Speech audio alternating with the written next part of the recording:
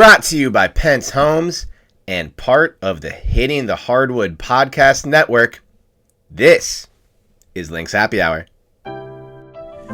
Yo, what's up? Hello, Lynx fans. Welcome to the show. Welcome back to another episode of Lynx Happy Hour. Probably the first time this show has ever gone up on a Sunday. So Sunday Happy Hour, Sunday brunch, if you will. Thought about getting something up yesterday, but with the Lynx playing, thought it made more sense to wait until a beautiful Sunday morning in Minneapolis here. I'm gonna chat about the game a little bit, and then I'm gonna let y'all listen to the conversation I had with Lynx President of Business Operations, CARLEY KNOX, earlier this week during training camp. Always great to catch up with CARLEY. Talked about some initiatives in that conversation. She hints at a couple partners being announced that she can't talk about yet. One of those was Victory Plus, which I believe was finalized the following day. We talked on Tuesday or Wednesday. Tuesday. Yeah, it was April 20th. April 21st, the 10-year anniversary of the day Prince died, which I wrote about for the 9 Sports and the 9 Basketball. So I wanted to get CARLEY's just joyful memories from the 2015 championship and the party at Paisley that followed. And then we also talk about all kinds of different stuff for this season, promotions and celebrations the Lynx will be hosting, and just what the year will be and what it will look like, and lots of things to put on the calendar and to get excited for. So that will be coming up after an ad break. But the story today, Lynx 77, Mystics 66. First preseason game of the 2026 season begins in winning fashion. And boy, at times did this really feel like a preseason game. But I do think there's a lot more to be encouraged by than to kind of take umbrage with. It wasn't a perfect game. Lots of youngsters on the Mystics playing. Shakira Austin didn't play. Kiki Irifen didn't play. But Lauren Betts did, and that was obviously a tough cover for some of the Lynx players in the game. After the game, Coach Reeve talked about just how much fouling that Minnesota did, and said that was fair. We didn't get a bad whistle at all. We really were fouling that much. And on the game, the Lynx committed 33 fouls to the Mystics 21. So thankfully, rest of preseason and training camp to clean some things up. Betts was, kind of a menace, drawing fouls in the paint. She shot, 10 free throws on the night and made 9 of them. But there are some pretty fun lineup combinations, especially in the second, the third quarter. I think especially those, to go real football coach, those middle 8 minutes, I thought were really good. Both Jalen Sherrod and Aubrey Griffin came in the third, having not played at all in the first half, and that was by design to get different lineups and different players, a more extended run together to help build momentum. And Aubrey and Jalen looked like two players who were here. Aubrey obviously all of last year, Jalen most of last year. They looked familiar with the system and what they're supposed to do. I thought Sherrod looked very, very sharp. 4 or 5 from the field, total of 9 points. She did commit 4 fouls, so that's another area that can be cleaned up. But 2 steals, didn't turn the ball over, 2 assists. Just looked like someone who had the playbook, much longer, and just commanded the game, commanded the ball. Jalen, I'm very high on Jalen, and I think coach is too. Got to get the fouls under control, but I think that was a very good showing for the first preseason game for Sherrod, and it was obviously great to see Aubrey Griffin out there. In the first half, I thought the second quarter was more like what you want to see. This first quarter, it felt like a preseason game. There's some turnovers.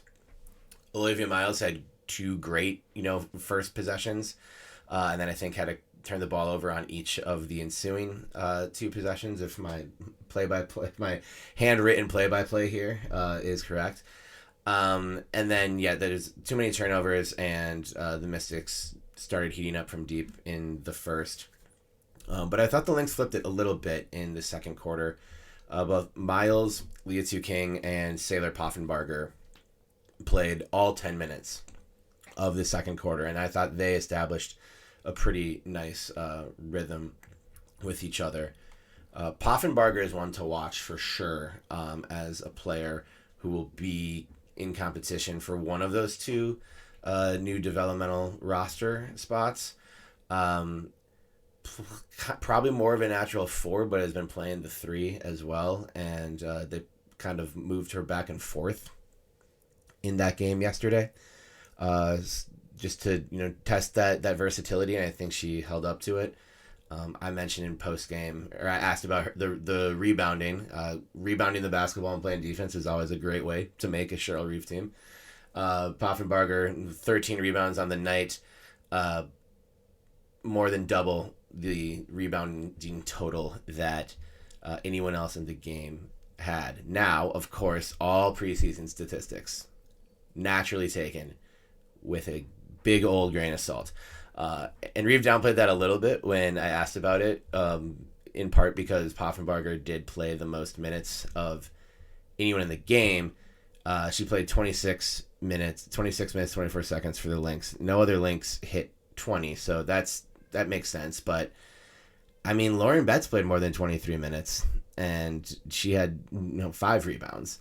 So when you're out rebounding the number 4 pick, best post players in college basketball in some time, I do think that's a pretty good sign. But as coach said, let's not go crazy with anything. So we won't. But I do think Poffenbarger really helped herself yesterday. That she had a really nice cut to get open under the basket that she got fouled on. Didn't finish the and one, but did hit both shots at the line. She was two of 2 from the line, 3 of 6, 1 of 4 from 3-point range. That first one was just a beauty of a shot.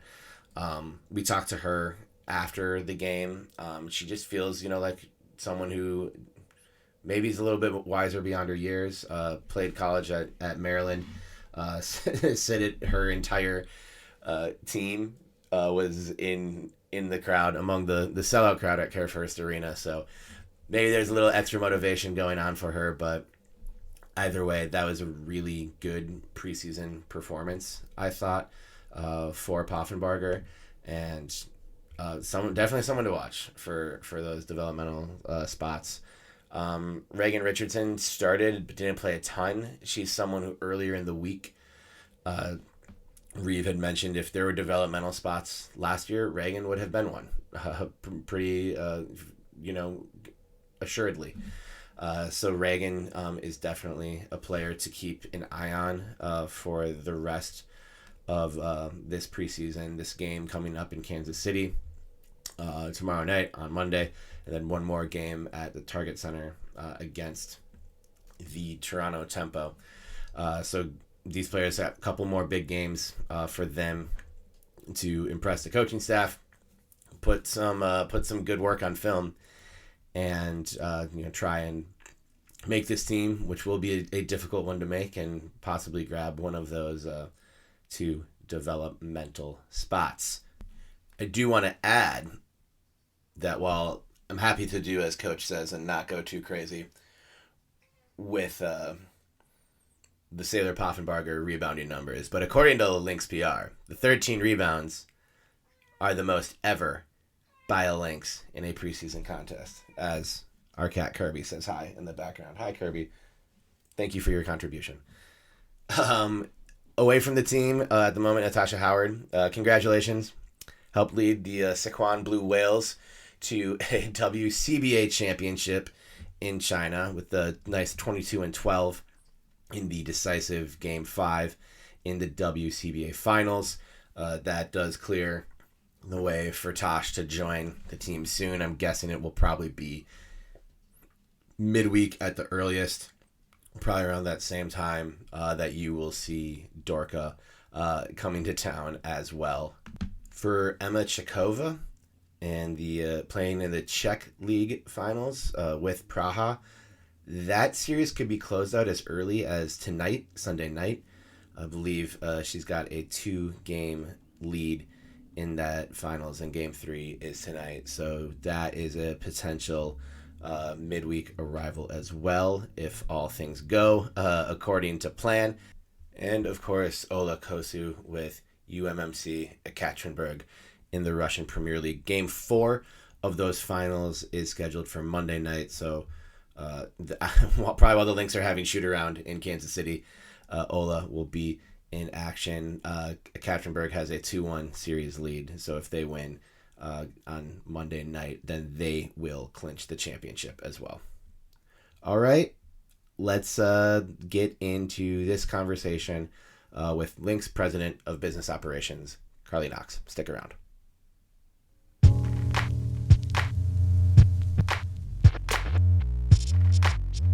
This episode of Lynx Happy Hour is brought to you by Pentz Homes. The team at Pentz Homes has experience working with first-time home buyers, folks selling their first home and buying their next place, to people looking to downsize.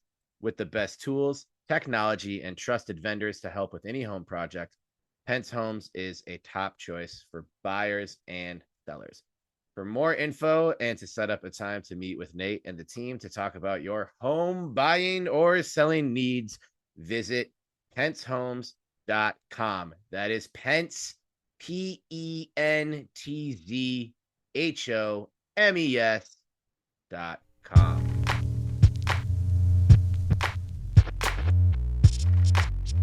Today is the 10-year anniversary of Prince's death.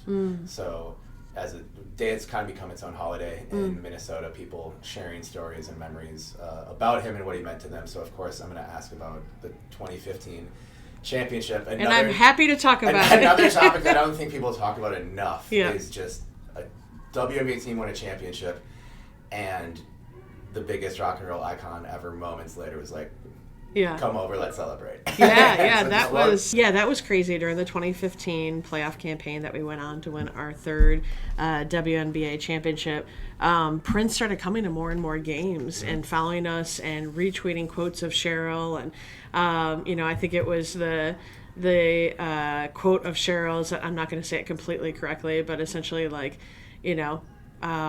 be the story that you tell your kids, and basically inspire the next generation. And he retweeted it, and like he just got so into Lynx basketball, and he was diehard. He watched every single Lynx basketball game, was coming to games throughout that whole playoff run, was at our championship game when we won, and then we had a whole party set up and planned back when we had 7 across the street. So, and I had band playing, lots of food, music, drinks, etc. And then I get a call, and they said, hey, we just heard from Prince's team, and they want to send buses over, and so can you stop that party and can you get on buses and go out to Prince's house for him to put a private concert on for you? And I said, well, in my head I knew I just spent X amount of money, but yep, it's all worth it. So all right, everybody, let's mount up, we're going up to Paisley Park. And that was crazy. Like literally we walked in and they took everybody's phones, and you're like feet from him in the band playing Purple Rain, like as we walk in to his house, and he had like a venue, like a performance venue at Paisley Park, and it was so surreal. I think that party probably went on until 5-6 in the morning, and we had the parade the next day, which was absolutely insanity. People were looking a little rough, but it was so incredible, and like one of those once in a lifetime moments, and one of his last performances before him passing, and what an incredible experience. And I remember going on tour of Paisley Park after he had passed, and still to this day he's playing a Lynx playoff game on the TV in the kitchen, which is where he used to watch all Lynx playoff games. So he was a diehard Lynx fan. He loved the Timberwolves as well, but he was incredibly passionate about the Lynx. Yeah, I've been on that tour. When I was working in the writing program at Hamlin, we had some visiting faculty members who wanted to go, and they were asking me like, what was I working on? And I talked about this basketball essay collection. I was like, Prince, I don't know if they'll talk about it on the tour, but Prince was like such a big basketball fan here. He went to Lynx and Timberwolves games all the time. Yeah. And they're like, oh, okay, sure, sure. And then like the way the tour was structured then, like that kitchen where that TV is the first stop. Yeah. And so like right away, like the tour guy was talking about how much Prince loved basketball. And I'm just like nodding at them as they're showing like Lindsay Whalen highlights.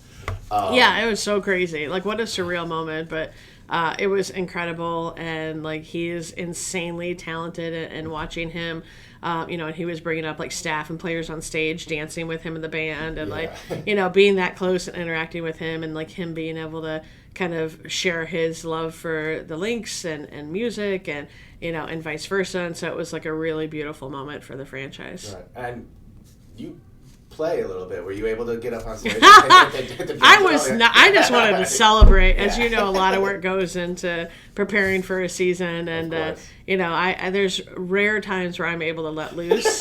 And when we won championships, I'm finally able to let loose a little bit. So I just sat and enjoyed and let other people do the entertaining. So that party went to 5 or 6 a.m. Was Prince playing like that the whole time? For like hours and hours. Yeah. Nice. Purple Rain. Does any other song from that set stick out that like really got people going? I know I'm in the weeds here, but I wasn't there, so they're all so iconic. It's hard to like pick one or two. They're all so iconic. There was lots of dancing, lots of fun. It was a really incredible evening. So hard to pick favorites. Was there any kind of like Prince? I mean, everyone loves Prince, but was there any like anyone who's like maybe like a Prince like diehard super fan who is like, this cannot be real? I mean, everybody, and somehow the league caught wind of it, and so league people like kind of showed up and like snuck in because they wanted to be there and be. I'm like, hey, what are you doing here?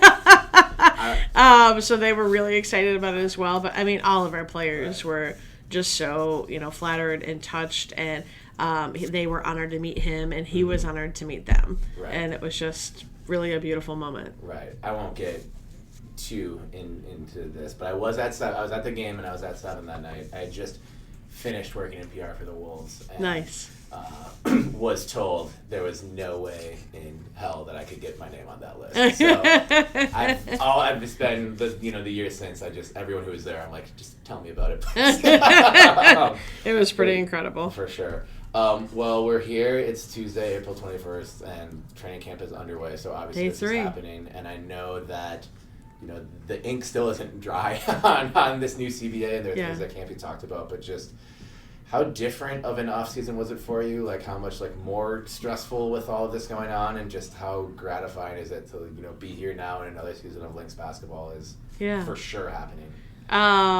It's incredibly exciting that we can move forward with our season, and to be able to celebrate our players and the way that we're able to celebrate them through this new CBA, and so happy for them, and obviously an incredible compliment to the way the rest of the league came for our players. And I don't think there's another team that their former players are making more money than our players from last year, so which is a gratifying thing on one hand, and an incredible compliment to and a testament to Cheryl and her staff and the franchise that we've built. And on the other hand, obviously it's awful and really hard saying goodbye to some of those iconic Lynx players that were a part of our franchise over the last couple of years, where no team has won more games than the Minnesota Lynx over the last 2 years. And so that part was for sure hard, but obviously happy for them as well. Really excited for the players that we have back. Excited for the fact that we got the number 2 draft pick, even though our record was ridiculous the last 2 years. So to add Olivia Miles, and just being at day 1 of training camp and watching her play with some of our veteran players, and the dynamic between her and Courtney is going to be so much fun this year. There were, Sloan Martin was sitting next to me, and there were points where, like, she and I are hitting each other on the shoulder going, oh my goodness, like, just beautiful, beautiful passing between the two of them. And so, you're going to see new faces in the Minnesota Lynx, but, got Courtney K-Mac, when Fee gets healthy, excited about Natasha Howard, when we get Dorka back and, she's healthy and excited to add some new faces. And, I think what has been proven over the years with our organization is our ability to assess talent, and, bring in players that other teams may not have thought about before. And so it was really, really fun, and the excitement around this franchise amongst these players is palpable. So being at day one at training camp, it was a lot of fun. And I actually turned and said to Sloan, I said, how fun would it be if we just surprised the rest of the league with this group? Yeah. How fun would it be, to kind of prove everybody that, we're still the Minnesota Lynx and historic, dynasty franchise.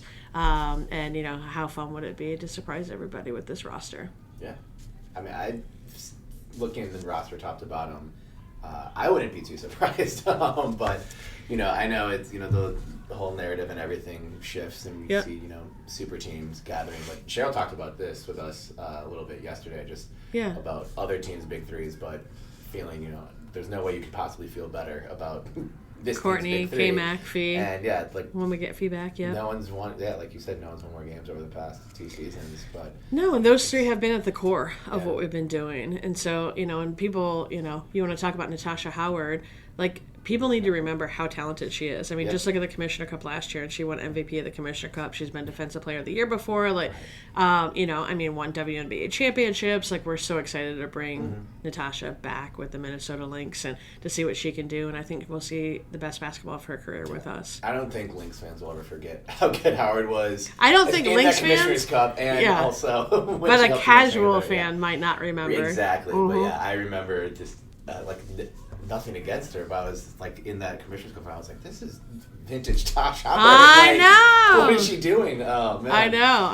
It was a heck of a performance.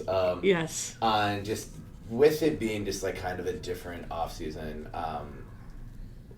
for the scope of like your position and like the work that you and staff do here all the time, like was the lack or this kind of the uncertainty of a CBA hanging over, how did that affect kind of like day-to-day business operations? And of course, you're setting up all these wonderful partnerships and things within the community. Obviously, some of those things you can still do, but just was that like, did that day-to-day change much? Like, were you impacted in that kind of way? I mean, we were still driving. There's so much momentum around the WNBA in general, and so much momentum around the Lynx and women's athletics.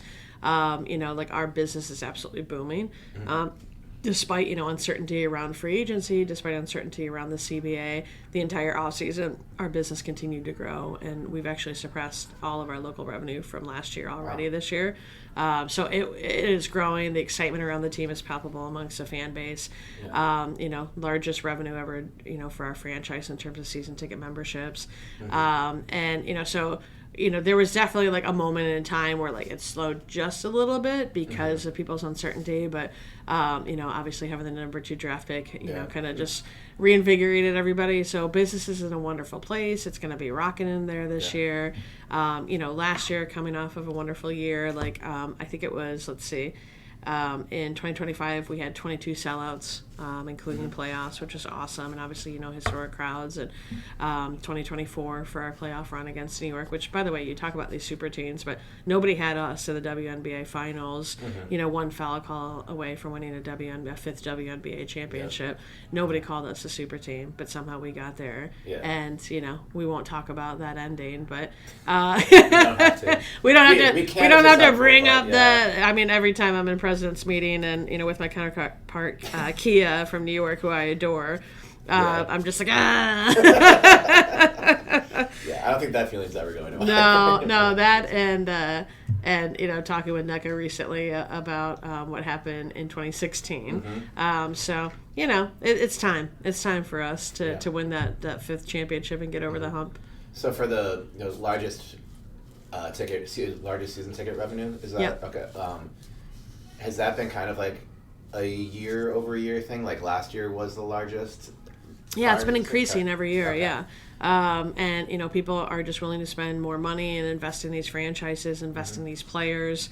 Knowing the cost of operating a franchise is going up, the valuations are blowing up, which is incredible. And so the way people value the product is at an all-time high.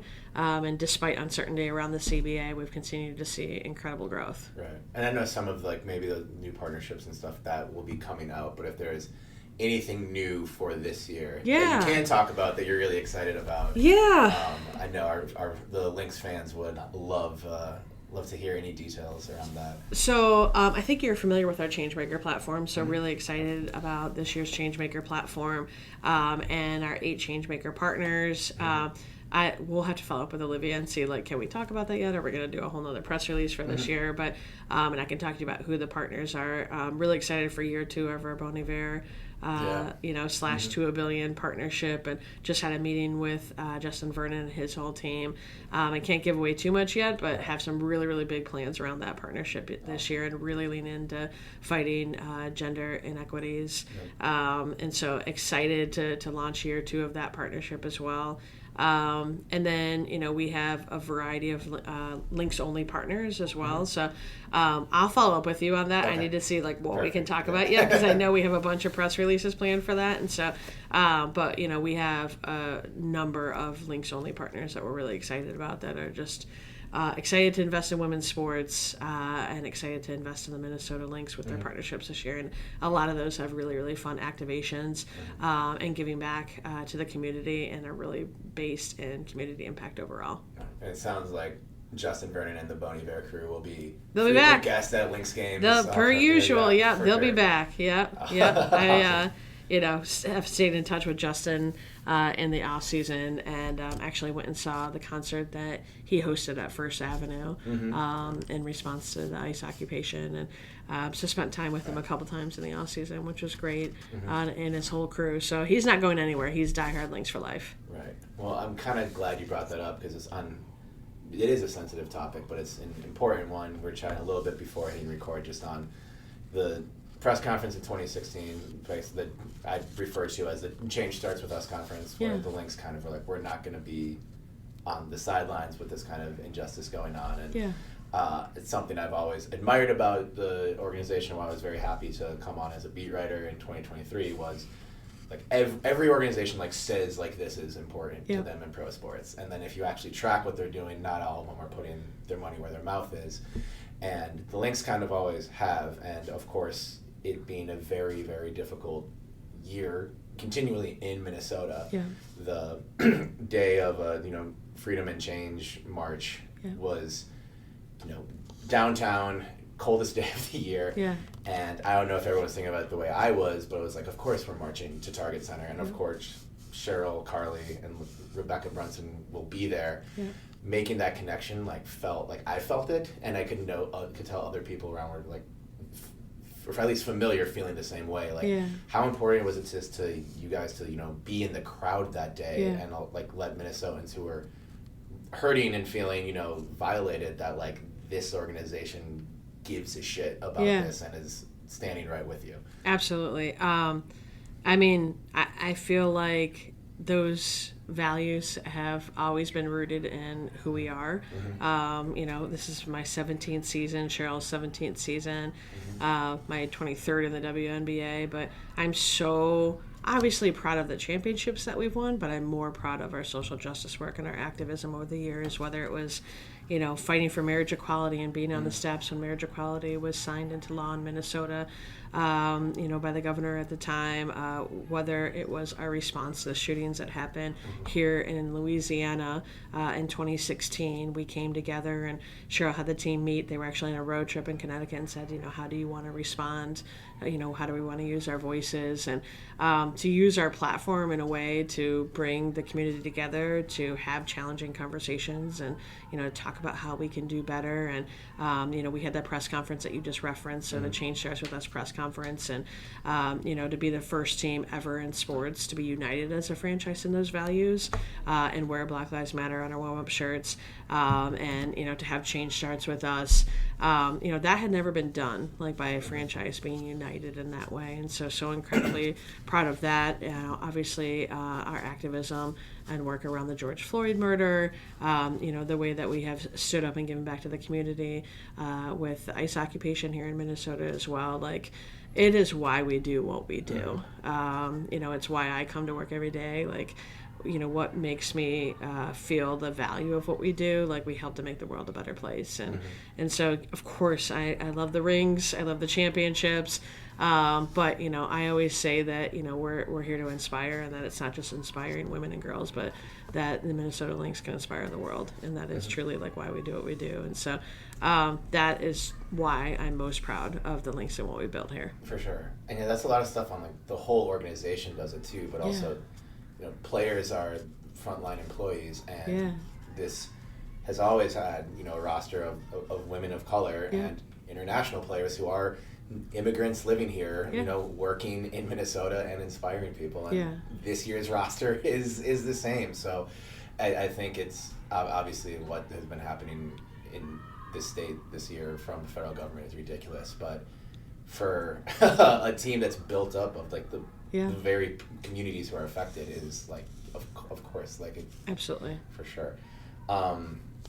Thank you for that. I always appreciate, talking about this, and it's obviously a tough subject and something that a lot of teams shy away from. But I appreciate you and Cheryl and the team kind of always being like, of course we're here. Of course, absolutely. So I know that that meant a lot to a lot of people.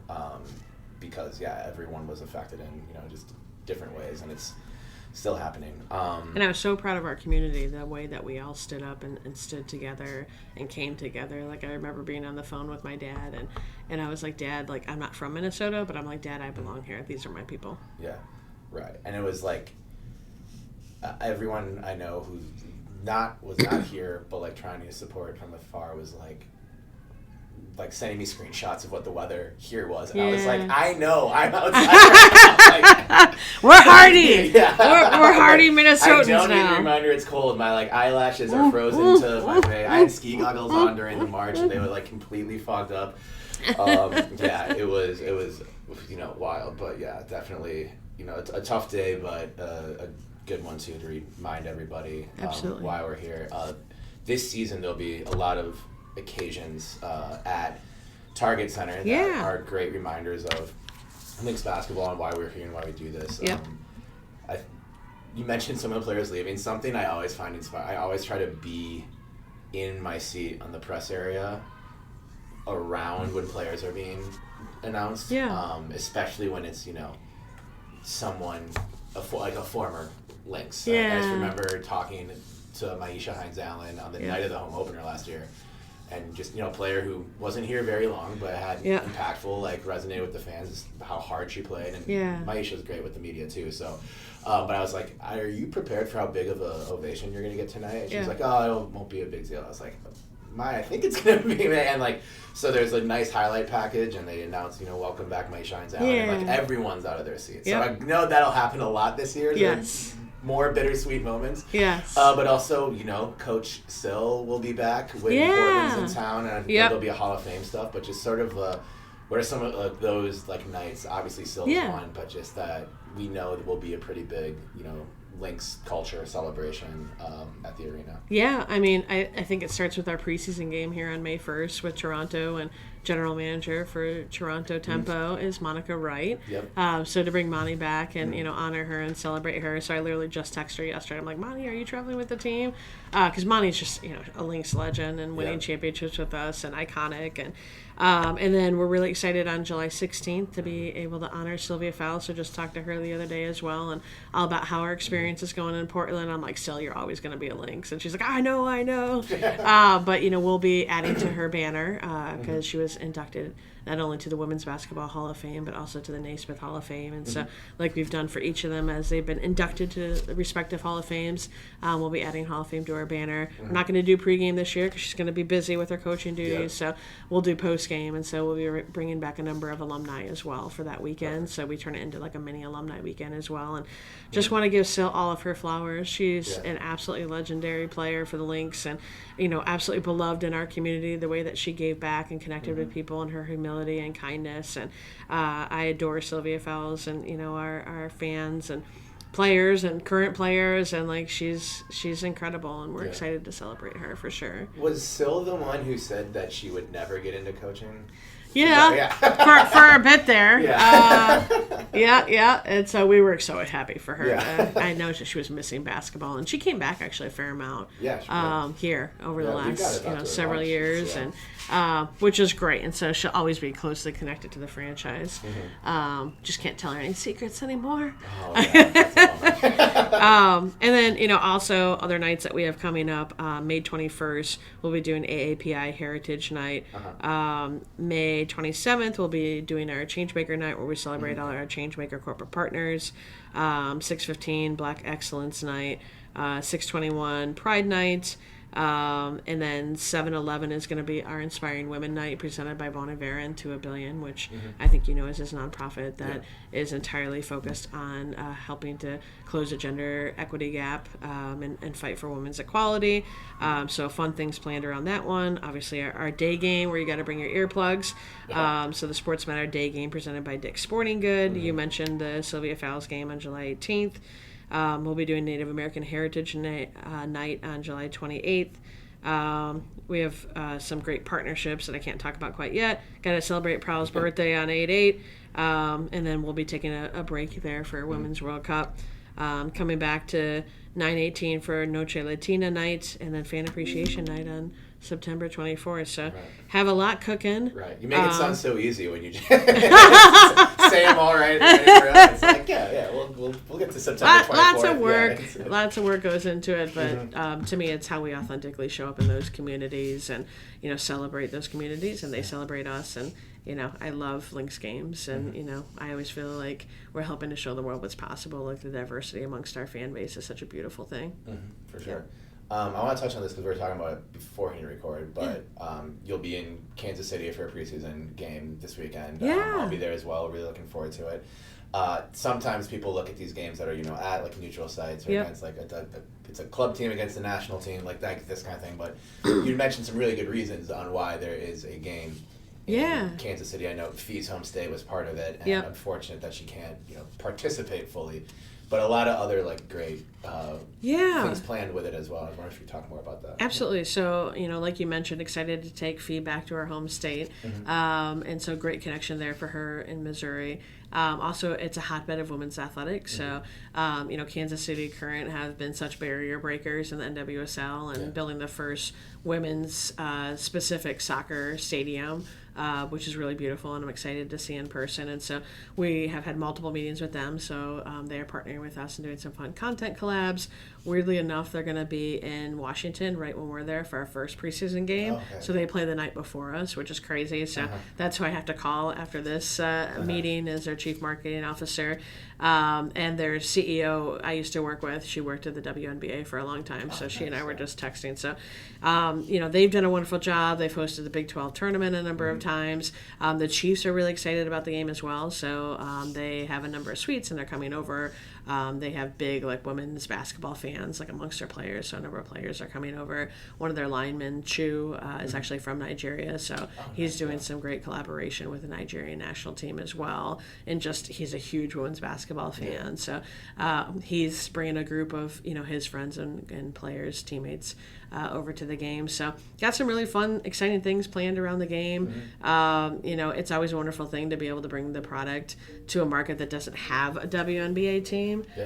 This is actually her right now, the CMO. Lots of excitement around that game. We have actually played there before, so it's our second time playing in Kansas City, prior to my time here with the Minnesota Lynx. But should be a lot of fun. We'll meet the team there on Sunday, and then we play the game Monday, and then fly home super late Monday night to get ready for end of training camp and our May 1st game here back at Target Center. So first time fans will be able to see us here. For sure. And I think that's pretty cool too for the Nigerian team. The last time they saw Cheryl at the Olympics, when they had advanced further in the Olympic tournament than any African nation had before. So I'm sure Cheryl has a pretty good scouting report on them, as she does with everyone. But that's a cool connection that I think people may be forgetting, because the Olympics feels like a million years ago. Played against Fee, so they'll get to see Fee again, see Cheryl. They're, an up-and-coming, very talented national team. And so I think it'll be a really fun, entertaining game. And also an opportunity to take a look at, these training camp players and give them a chance to get up and down in a Lynx uniform and get a better idea of, who will actually make the final roster. For sure. Yeah. Well, talking about, it's not going to be a long time that you're down there, and it's probably not a lot of leisure time either, but are you a barbecue person at all? In Kansas City? Do you have any go-to, barbecue, meat or, style that you're looking forward to? I can't do spicy. I'm a big wimp. But, I'm down for, a pulled pork, with some, kind of sweeter barbecue sauce. That sounds awesome. Some mac and cheese, I'm excited, for some good barbecue, but just want to expose this incredible market, to the WNBA, and who knows, maybe down the road they'll have a WNBA team one day. I would love that. Last time I was in Kansas City, it was for 5-day work conference, and the people from there were just taking us to barbecue places, which obviously one day after another. Day 4, I was like, I can't do any more barbecue. I'm just gonna have a hotel salad today, guys. But I'll at least get to a couple places. For 2 days, it's fine. A whole week is a little bit different. Totally. Well, thank you again so much for this time. Always fun to talk to you. We'll do this again. I probably should make sure I'm there in time for media availability after practice. But awesome. CARLEY KNOX, thank you as always. My pleasure. Thank you for all your support. Of course. Thank you, CARLEY. All right. Thank you once again to my guest for this episode, the great CARLEY KNOX, Lynx President of Basketball Operations. Thank you to the Hitting the Hardwood Podcast Network. Be sure you're subscribed and following all of our shows. Mitchell Hansen, Andrew Dukowitz, Lynx content, Wolves content, go for basketball content, men's and women's. Just getting that thing going. So please help us out. And tell your friends, tell your parents, tell your family, tell your boss, tell your uncle. It really helps us grow the network and bring great content on the sport of basketball in the state of Minnesota to more people, and that's all we're trying to do. So thank you. Thank you again to our lovely sponsors, title sponsor, Pentz Homes, Fire Hawk Construction, Homage Barrel, Thanks for thank you all for your support, and especially thank you, dear listener and reader, for rocking the show and for listening this far. If you're going to be in Kansas City for the game tomorrow night, let me know. Come set us up. And I'll be at the game, at shoot around. Other than that, just getting some good KC barbecue. Can't wait.